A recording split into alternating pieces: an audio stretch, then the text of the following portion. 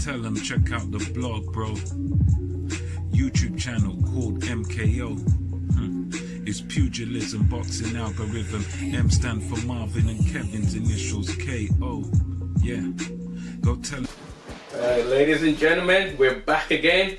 We are the MKO Pugilism Boxing Channel, talking all things boxing, as per usual, back at it. Yeah, it's been a while, guys. You know, with all this lockdown and so much stuff that's going on in this spot at the moment. So, but we are not being forgotten. We're not forgetting about you guys. We're coming back with our unboxing update. Exactly. So the first thing we're going to talk about today is about Andy Ruiz and Canelo. They both now share the same trainer. Yes. So we've kind of talked about, would this improve Ruiz? Would it improve his training, his skills and everything that he already has? Was firing his previous trainer the right move? Yes, that's very controversial, yeah. I mean, for me, Kev, I think it's firing his original trainer. For me, I don't necessarily think it was the correct move, because I don't think his trainer is the reason he lost the second fight. I think he's got to take responsibility. You know, you're a grown man, professional boxer. You can't be blaming trainers. But I mean, I know that in boxing we find that this is kind of a trend, that a fighter will lose a fight and then all of a sudden it's the trainer's fault, or it's the team's fault, or someone done this or someone done that. But the reality is, he came out, he shocked the world in the first Joshua fight.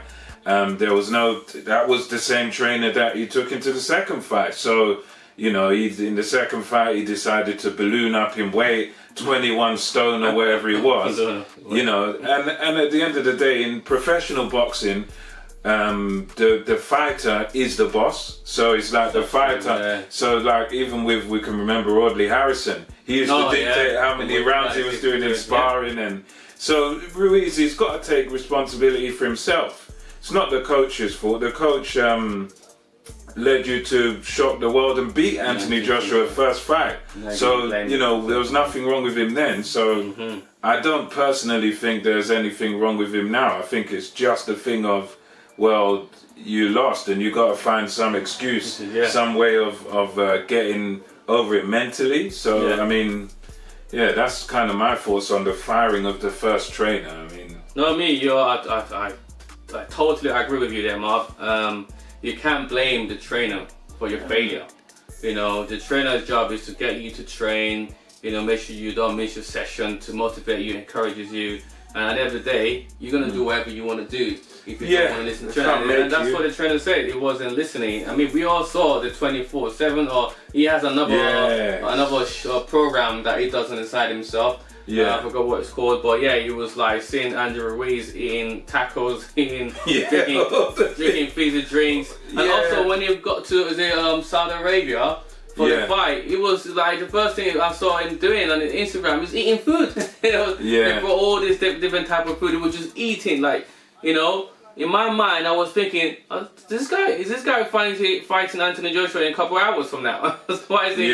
He's like eating so many food, like, and I knew that was gonna come overweight. Like, everyone that watches boxing kind of noticed this. So t-shirt at the weigh-in. And exactly, on the weigh-in t-shirts, like, you know, he didn't even do that in the first fight with Anthony. So. You can't blame your trainer for that. Like, if you don't change your mindset, if you don't change the way you think, the way you act, it doesn't matter who you're with. It does not matter. It doesn't matter what trainers you change. You know, if you don't change your mentality, if you don't change your attitude, your character, and you know, you need to change himself within before a big changes can happen. So I wouldn't blame you on his trainer. Your trainers can do whatever you can do. You can try. Probably he's trying to try his best. That's what you can do as a trainer. You know, as a trainer myself, you know, I can always give my clients a workout program to follow on a weekly basis. And if they don't follow that program and they're not disciplined enough to follow that program, they're not going to achieve that goal, and they can't blame me for that. My job is to provide the training program, and their job is to follow it. So yeah, and in that case, you can't blame your trainer for that. I'm sorry to say, Andy Ruiz need to grow up. You know, take a look in the mirror. Yeah, take his responsibility for his action. You know, you can't blame his trainer for that. I totally disagree with that. You know, and yeah, I do like him as a boxer. He's a great boxer. Yeah, he's a very talented boxer.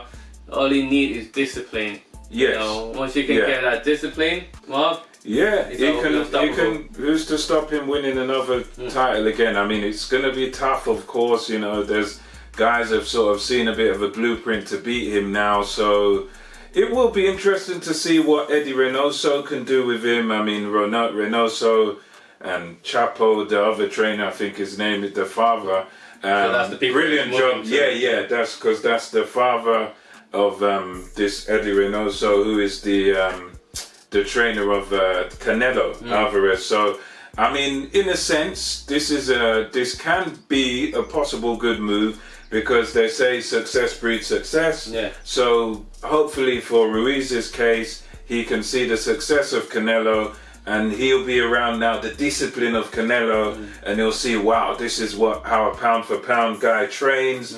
You know, he'll be in the same gyms, they'll be in the same camps, hopefully, and we hope for Ruiz's sake that Ruiz does learn and he does grow and he does get his head screwed on correctly and let's hope he learns from this situation and it does become a good thing for him. I mean, there's been times with other boxers where this hasn't worked, changing the trainer just, you know, puts a new face on, but I think if Reynoso can motivate him and give him a kick and give him a real, you know, because that's what he needs really, motivation. I mean, it's seen on his Instagram thing, he seems to be training now and being a bit more serious, so, you know, hopefully this will help him and this will be a good move.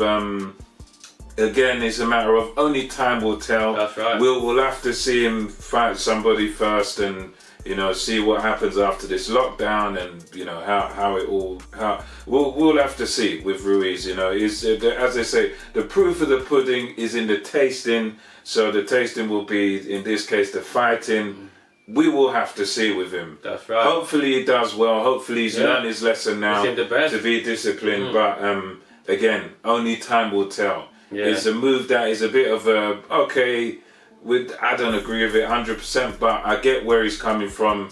Go to the most successful guy with one of the biggest money makers in boxing. Maybe that will ignite, light a fire in him to be better. And, you know, that's all we can say for him. I mean, that's my sort of final thoughts on it, Kev.